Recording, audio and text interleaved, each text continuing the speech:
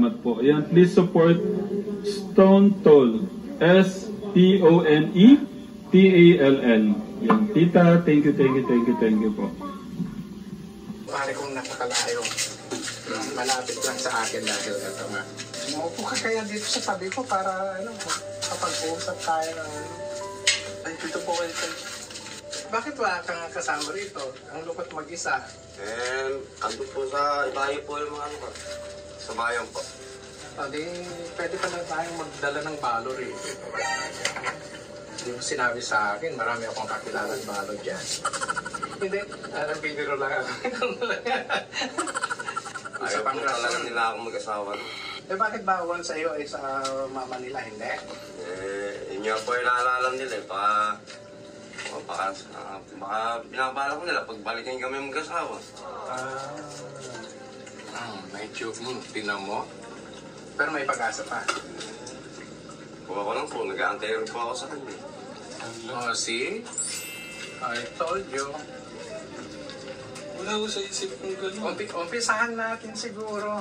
Ang hinanap lang naman siguro nitong mga batang ito ay kalinga ng ama dahil eto nga, medyo nawalay ka sa kanila. 6 na taon po ako nawalay sa kanila. Pero ang sinunta ko talaga rito is kung makumusta ka na matanong kung anong pangangailangan, kung gusto mong magkaroon ng sarili, ano bang plano? Yun ang plan.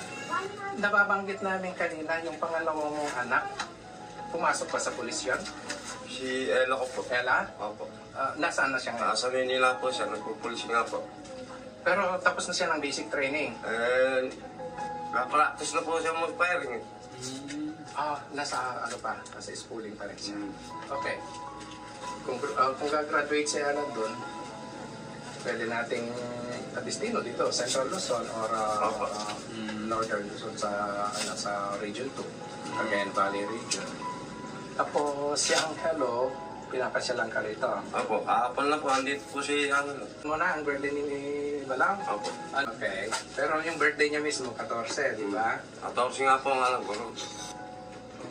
Yung mga bata, hindi nalungkot to ako na nalungkot na masaya. Malungkot kasi may problema yung magkasama ngayon. Masaya kasi parang nakikita ng mga bata na may pag-asang mapagbalikan. Parang nagsisikap po silang magbalikan. Sabi po niyo tayo. Yun nga po ang nabalak po nung panganay ko. Kaya ayaw po nila ang pag-asawain. Pautang ka ng tao at babayaran ka ng kaban-kaban. Magkano isang kaban ngayon? Kung po, sa 1,000 po. Yung tubo po ng 1,000, kalahating kaban. Parang nakaano na tito. 25. Yung 25, maire-roll mo na ng susunod na anihan. Ilang buwan lang naman? 4 na kalahating buwan lang naman? Po, 3 buwan. Ay, yung mga yung hybrid na ito, mga palay. So, sa isang taon, 3 beses, kikita ka ng siguro 75,000 isang taon. Hindi naman masama yun. Pero yung 75,000 na yun, kung ibibili lang ng alak at saka sigarilyo, mapapasama din yun. Wala, malulusaw lang dito. Exactly. Ayun na lang siguro. Mamorsyentohan ka na lang dito. Hindi. Tapos kung mapuno mo itong bahay, tawagan mo si Ram. Ram, pakibigay sabi kay Kang Koren, pahakot naman yung palay ko dito. Ganun yun. Nandun na. Hindi mo na problemahin nung pagtitindihan mo pala. Or kung kasi bukid ito, presko pa, mahirap magbilad. Presko pa, pahakot mo na doon. Ang laki-laki ng bilaran nila doon. Tapos babalik na yung pupunan mo, makikita na, rolyo mo na naman sa suso. Bumangon ka sa pinalugmukan mo ngayon. Nandito ako para, eto, 2 palad ko, aakain kita. Iangat mo yung sarili mo. Pwede na natin pagtulungan yan. Ibangon mo, and then alam ko, nag-aaral itong si Julian. Ang sayang na anak mo itong si Joy, yung may apo ka na. Ano pala? Nakilala mo na yung malugang mo? Madalas din po rito pupunta. Dumadalo din po sa... So at least kasama rin pala nila doon sa... Paano, Ninong? Siyempre, ganito Ninong. Siyempre dati nangyari na walang pagpapahalaga, pag-iingat doon sa puhunan. Paano niyo umaano ngayon si tatay? I-channel ko na rin sa iyo, siguro. Ikot-ikot. Or si Angelo, malapit lang naman. Gikas lang naman yun. Kung may hiram na kay tatay, halimbawa, 7 linggo na ito, nagsasabi kay tatay na ang 3 kaban, ang 5 kaban, kukunin na natin doon. Gikas mo na lang, patunan niya. Tay, kung sasabihin nyo, ayan, bibigyan ko kayo ng pagkakataon ni tatay, ni Tito, Ninong. Papasalamat po ako kung bibigyan niyo po ulit ako ng pagkakataon. Maraming salamat po sa inyo. Yun ang pinarito ko. Pagkakataon na palibangon muli yung lalo na ngayon, inaasahan pala ng mga bata ng malay mo. Pagising niya yung hilita, mauntog doon. Masukin po. Naku, maganda dun sa area nila. Ay ba? Malapit lang po sila sa dagat. Kailan pa siya doon? Kahapon lang po. Tapos magtatagal daw ba siya doon? Hindi pa. Mga ilang araw lang po siguro. Idea ba kayo kung anong kwan? Kasi nakausap ko actually yung panyo. Pinuntahan daw ni Angelo na ayun nga, gusto ninyong mapag-ayos sila ni mama nyo, ganon? Hindi po alam. Hindi po siya alam. O baka yun ang kahilingan nila Ella, ni Angelo. Kung lahat kayo gusto nyong ganon, Sa akin eh. ha? Wala pa. Dito po. Yung nararamdaman ninyong nararapat na gawin, supportado ako doon. Okay lang ako doon. Pag bigyan na ng solusyon yung mga nakaraan, parang ganon. Yun din naman ang katuloy ng hindi ka naman giginhawa kung hindi mo ma-clear up lahat yung mga dadaanan mo pa. Si Ate Julie, umaasa ka na si Papa at Mama mo magkakabalikan? Or babalik, or wala na. Wala na po. Hindi na po. Kasi ang sabi sa akin ni Papa mo, parang gumagawa daw kayo ng paraan para magkabalikan. Kwento ni Papa mo, mangyayari na magkabalikan o palagay ko mas maganda, mas kukompleto sa inyo na hindi ganun na yung magkawatak or magkahiwalay yung kaninyo. Lahat kayo maghihil doon lahat kayo maghihilom lahat kung ano man yung mga uncertainties ng mga nakaraan kasi nandoon na kayo Pero gusto kong linawin, Ninong, kasi si Ate Julie nandito, nakikita niyo yung dalawa kung paano samahan. Nakikita ba bang hindi naman sa yung mama mo dito sa kinakasama niya? Hindi may problema? Opo, meron po. Kaya niya na... Anong rason kung bakit bumalik si nanay doon sa Ilocos, di ba? Baka nag-force siya ng ba't ka, huwag kang maging emotional. Yakapin mo nga, Tito. Huwag kang maging emotional. Baka tumitingin lang ng mama mo ng probability. Ha?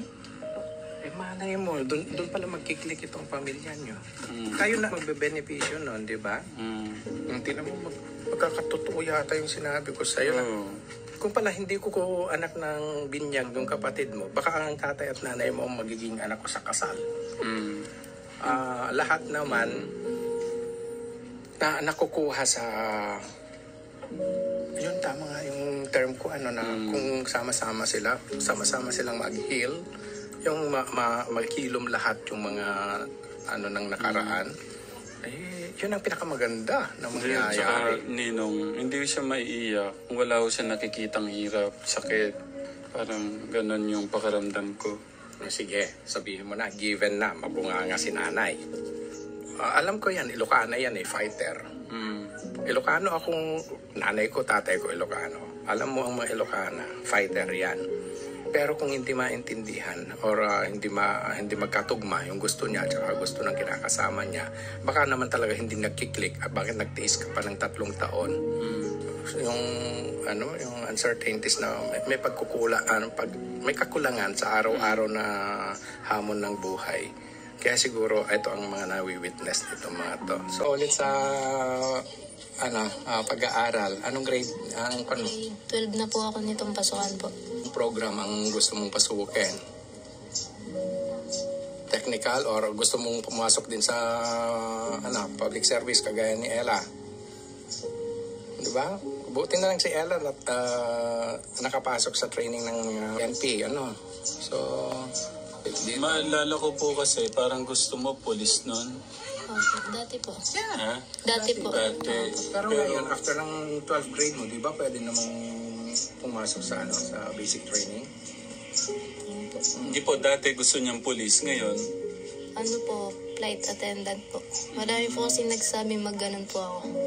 si Luisito, gusto naman niya, piloto. Kunin ko na rin tong pagkakataon na to, Tito. Sa lahat po ng mga ninong, ninang, ni Kuya Dave sa inyo, kay Kuya Luis, sobra lang nakakatuwa yung concern, yung love, yung uuwi ka ng galing ibang bansa, galing ka pa ng Amerika, uwi ka dito, gusto mo makita yung taong yung nandun yung love kaya gusto mo yung pangaral mo din, number 1 din, yung gusto mong ipaabot na sa kanila. Grabe. Grabe talaga yung love dito. Lahat po ng mga nagmamahal kay Kuya Dave, kay Kuya Luis, grabe talagang iba yung level ng yung pag-abot ng hindi lang pinansyal Ito yung pinaka-importante, yung Yung may impart yung mga naging karanasan at